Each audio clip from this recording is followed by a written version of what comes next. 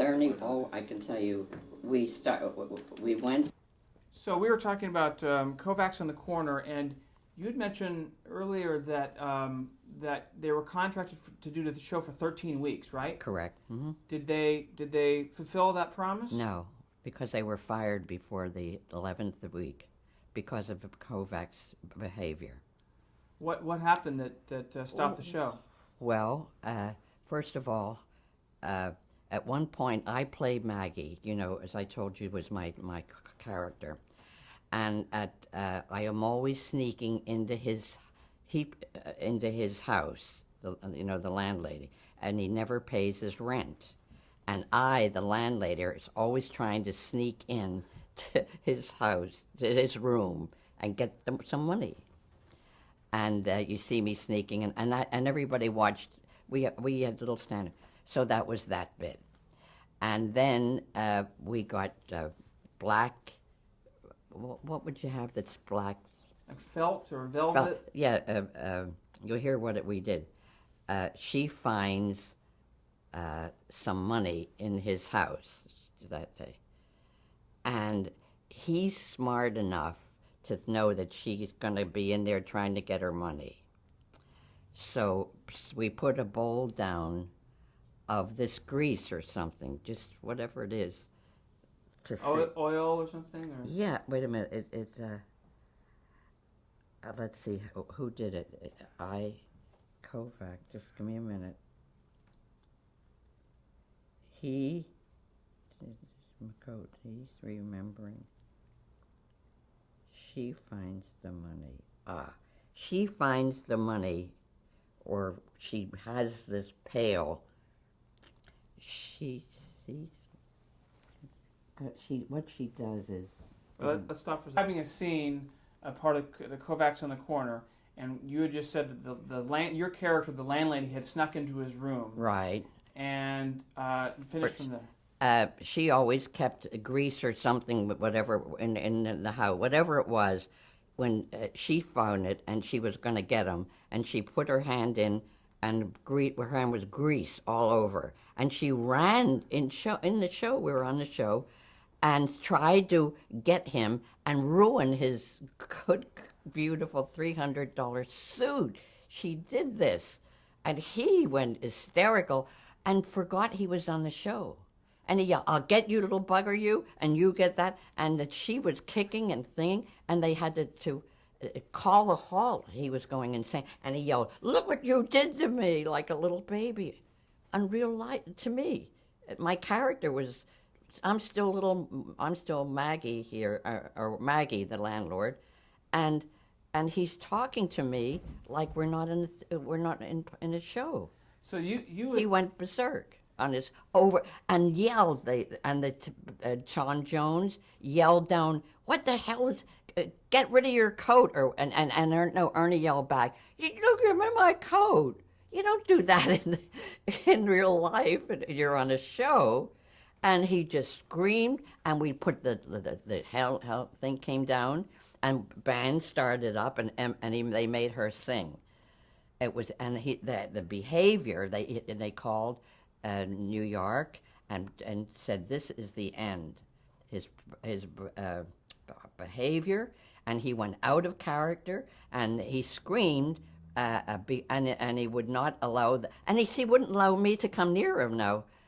Just pulling, with the thing. He was running around trying to get away, and I'm after him then. So that was his goodbye thing. So you the character, was that part of the script, that the landlady would have grease in her hands? Yeah, that's where I'm getting. I'll get it in a minute. She's the one with the grease. Yes. Your character. Yes. I want to be clear that it's you. Right. Yeah.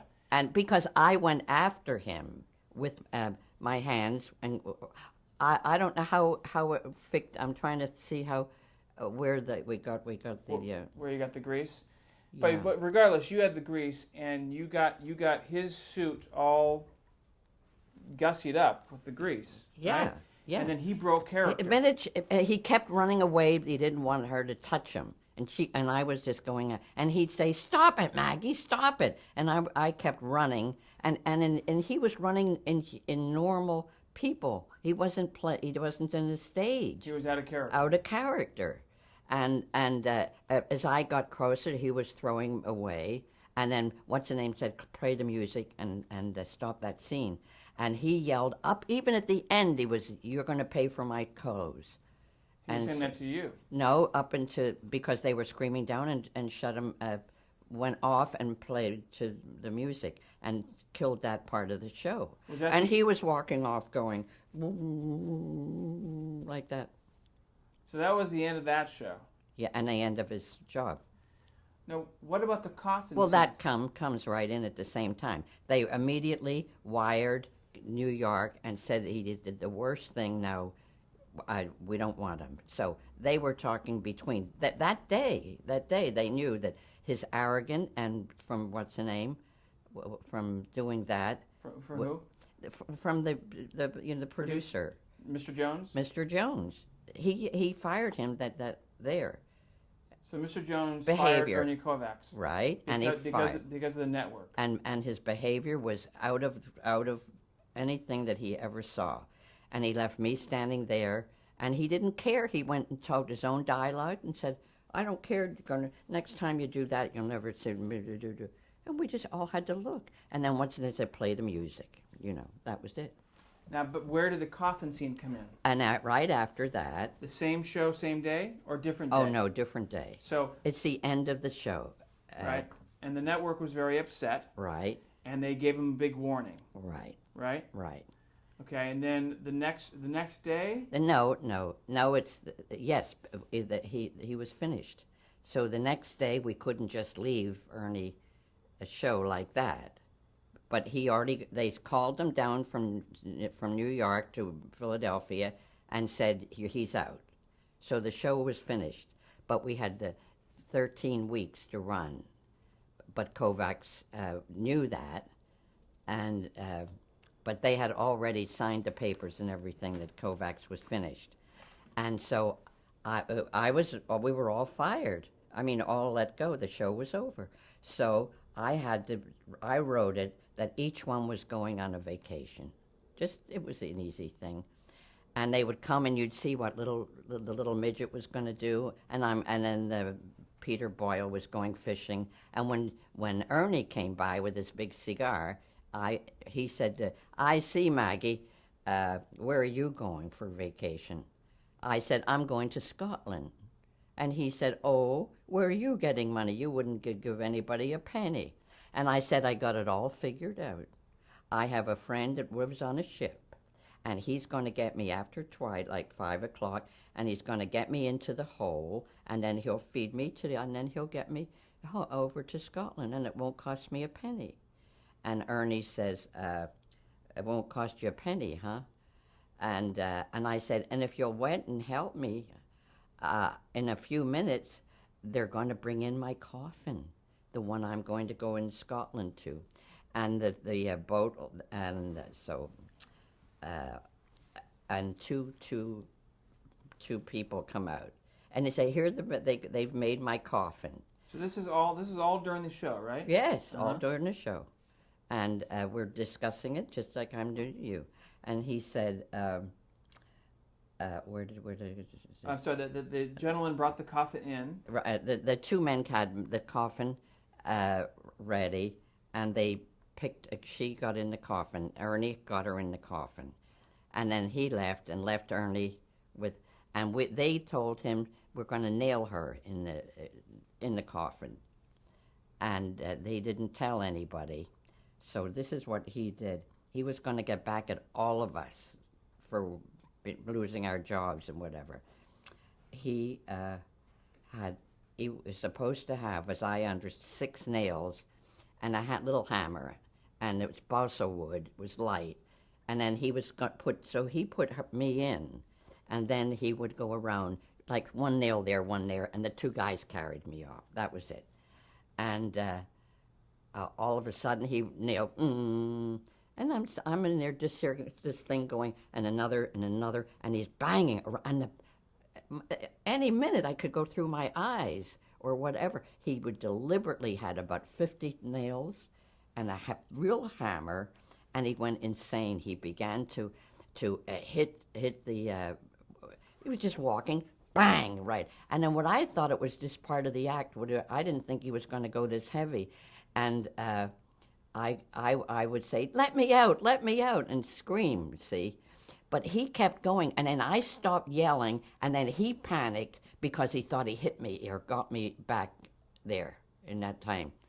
And the Tom, whatever, up there, they could see they had to do something about it. And they yelled, pay the music, get our coat, and it went into another big thing.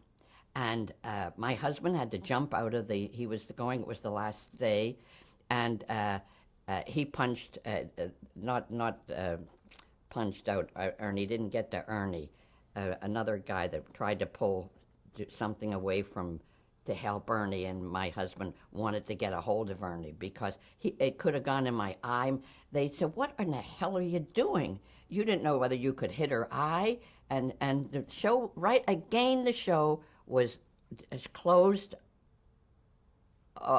Nobody knew what the ending was, and he himself went and bashed through everything he could bash, and they had a little party at a store. At a midget owned a little ice cream store, and he had invited us to the party, and everybody.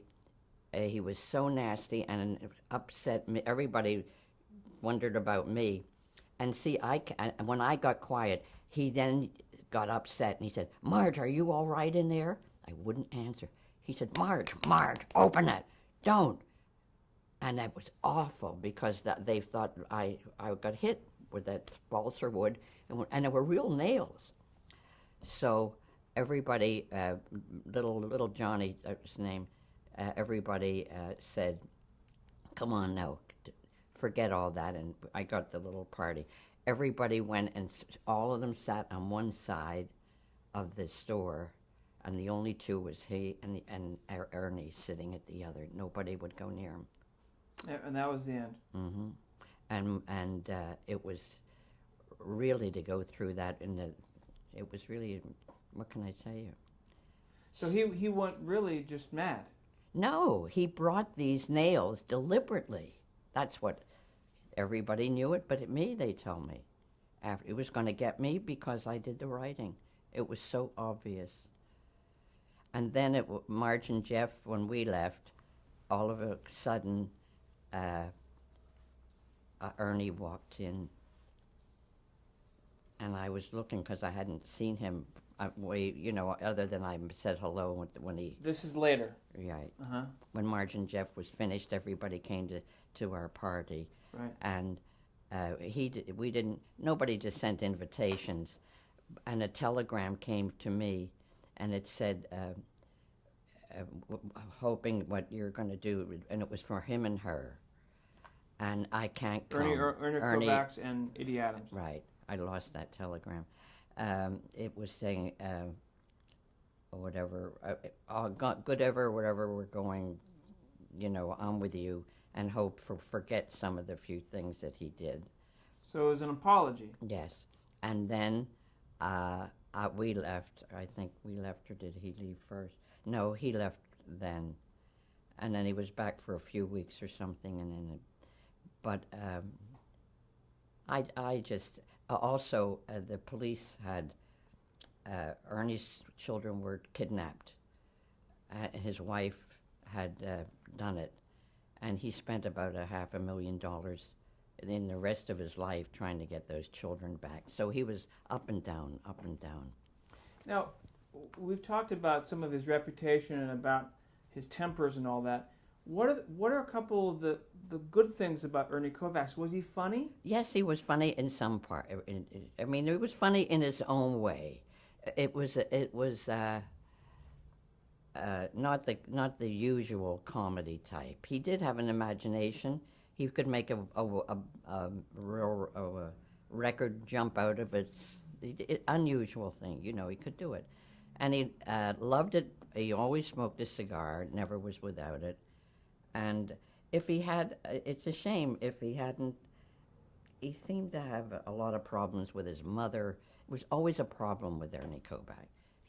One time he was trying to sell his car up a corner of a house, and he gambled. He would go into the butcher store and say a pound of, a steak or something, and he put it on the thing, and whoever came close pay, one. And when he left, he owed the guy $4,000 in meat. The guy. So that's what. They were the things he was doing. Everybody would laugh, but that. So would you qualify his comedy more visually or more with his words? With his words? Is it visual comedy? It's both. It was both. It's both, because whatever, and here's my hand, and it would be. It was just, all I could say is just, I always say, she's just it. She has it, or however, whatever it is. I can't think, I often ask myself this word, but he had it was talent. only one of a kind. Right. Right. And he was his own worst enemy. Because when he went to Hollywood, he did pretty good with what's her name, the blonde singer. And he got what he wanted really in the end. He stopped with the little teeny things he was building and moved on, So I had to work with him and I had to do these things. But if I really had to tell you, it just happened, and I went along with it. I wasn't making big things out of it. But what's the name had a show down there when he would run with the grease. Ernie was telling the audience he wasn't acting then. Right. My coat, I like this big coat. She put the thing, and you'd have to say, Ernie, we're on stage. We're actors. Oh, and then he would go back into thing, that kind of nonsense. It was a character. Let's pause there for a second. Yeah. Take you to a show that was your own show called Marge and Fred, and that was in 1952, right? Right. And that was on WPTZ. Correct. In Philadelphia as well. Right. That was the one I always worked at. Okay. How did that come about? Well, as you know, how I got into WP, the chap said with Westinghouse, I was there. That was my thing. So that's how I got in, and then I was doing everything. And now, what did you ask me? Well, how did Marge and Fred come about? Fred, Marge. Because of Lucy, the head of the WPTZ. He said, Marge, you've been making whatever I was working on at the time. We have an idea. We want to make a husband and wife situation. I'm sorry, because of Lucille Ball? That was it. Because of the show I Love Lucy. I Love Lucy. He said, I want and I love Lucy. He said, but I want it 5 days a week. I want you to think about it. How could you do it? And I said, well, I'll try. And so around the theater was Fred. He was a Texan, and he played a guitar, and he was a big man and heavy, and looked like what do you call him? Like a real. He was a cowboy type. Big cowboy type. Mm-hmm. You can see where I am. Cowboy. And what was his full name? I never knew his last name. Fred Bennett? Fred Bennett, that's right. Fred. So the Mr., I forget his name, that was the head of the station, said, oh, Marge, so go and go get me a Lucy and whatever. So I said, okay. So I went back and I knew what my wife and the husband and so forth, what did I need different. And I found out that I could do it I didn't even need a script. I figured out if I would say to Fred, now you come on and don't argue with me, whatever it is, don't argue with me. I would normally say, well, it's not all of it. And I just started to answer. And he answered me. And I thought, my God, I wonder if we could try this ad lib. And so when the people started locally, we did 2 or 3 shows. They were afraid without a script. And so, incidentally, did you read that lovely thing about Marge and Jeff? Yes. and that showed. And in today's world, I was the one that was different. It's worth reading. And so, So the Marge and Fred, the Marge and Fred show and he learned, what I would do is take any event of my friends, whatever I heard, arguments, fun, and I took all their material, and I would just come in and say, "Guess who I saw?" And he would say, "I thought you said you'd never talk to her again." And I said, and he was wonderful. He would come back and forth, and we're going along singing our song, and we're getting the top ratings. And they were so pleased. It wasn't like Lucy the way it was, but they were fascinated that because I had 5 days I had to come up with 5 shows, ideas every month for about 5, I don't know how many weeks of it. So and this was how long was each show? 15 shows, 15 minutes. 15 minutes a day. A day, Every every day. day, Right. every day. And then so every night I was writing the show, doing the show, running it over to Paul. Then now it was just between you and Fred. It's all just Fred and I. And you also had a co-star, didn't you? No. Paisley? Oh yes. No. Paisley. Yes. Yeah. That was the dog. That was God the dog. love her. What kind of dog? An English Setter. setter. Yeah. Uh-huh. She was. You saw the picture of her. Beautiful. She And- looked like Lucy. She always looked like. I can't think of the actress. Well, it'll come to me. So And Paisley, of course, was where you were born. yes, that's why I named her. Right. And so it was you and Fred and Paisley. And Paisley the dog. would, And Fred would.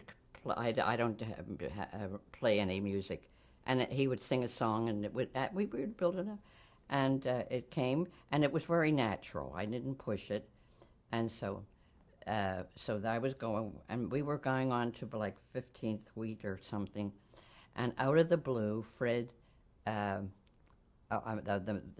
one of the station, the owner, the head of the station, called me in, and told me that Fred wanted it out of the show.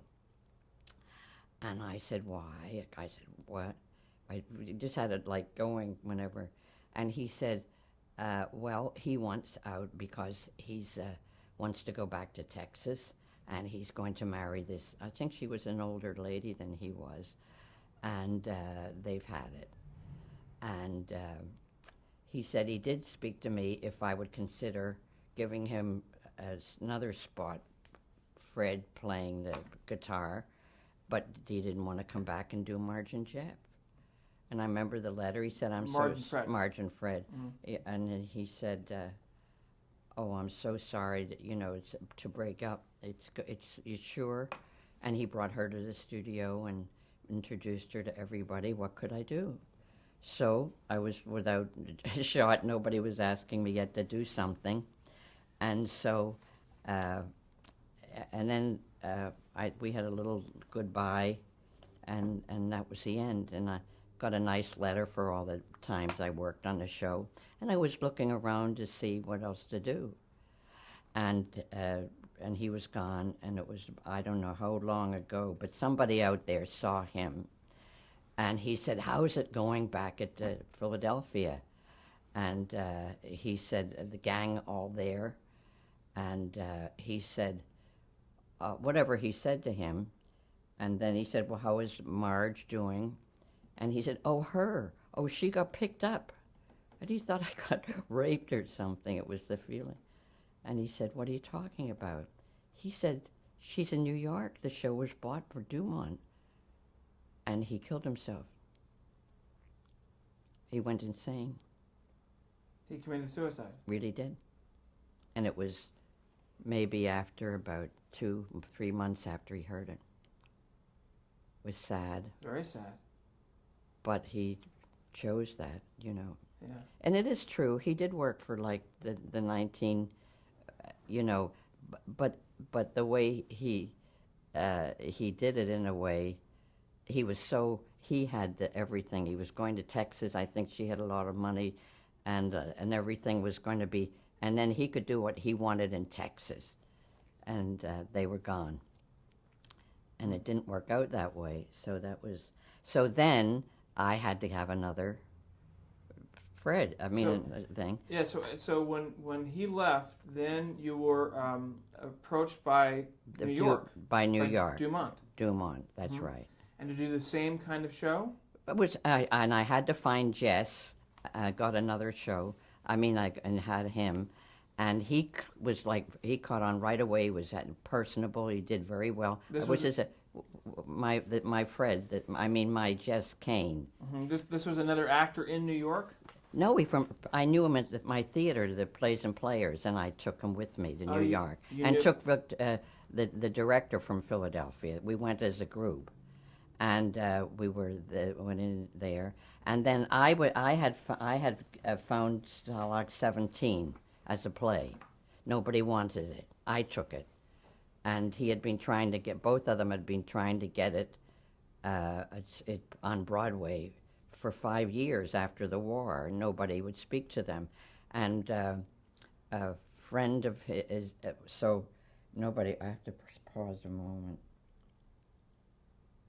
Nobody would bother with it. They'd say, after the war, who wants a play on Broadway? So a friend of ours went down to Atlantic City, where the veterans, the veterans recuperating if they're having breakdowns. Well, my friend walked into the hospital. She was a gray lady, and she always go through the wards, see if they want to write to their sweethearts. And this chap walked in. She walked in this morning, and she usually says hello, and they didn't answer her back. They were disgusted, the two guys that were in there for nervous breakdowns. But anyway, she walked in to try to cheer them up, and they weren't to be cheered up. So she said, "What do you?" One of them said, where do you live when you don't live here?" He said. She said, "Philadelphia," and he said, "What's Philadelphia?" And she explained, and she said, "I'm a member on the board of a theater, small theater company, Plays and Players." See where it comes in? And she said, "That's what I do. I'm not an actor." She's 67 years old, I think. And so they kept talking more they got talkative about the theater. And one of them said, "Do you ever do an original play?" And she said, "We do 7 months out of the year. We do one. If we think it's good, we do it." And that's how they do it. Okay, so let's see. Did he have Starlog 17? Hmm?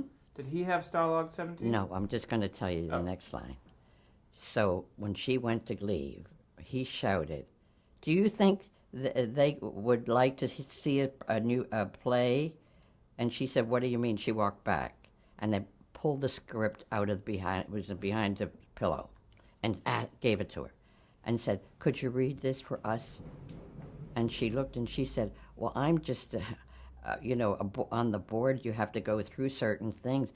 And they said, "Honestly, but just," and she said, "Where are you going to be?" And I don't know, honey, I can't take and ruin your, it's not my thing. Well, they just hammered and hammered.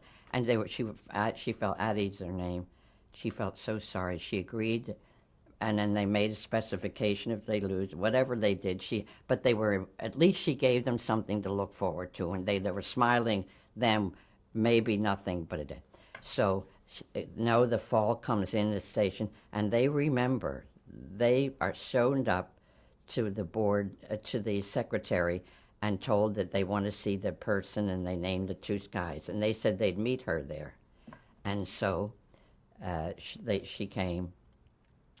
Let me pause it right there. Huh? Pause right there.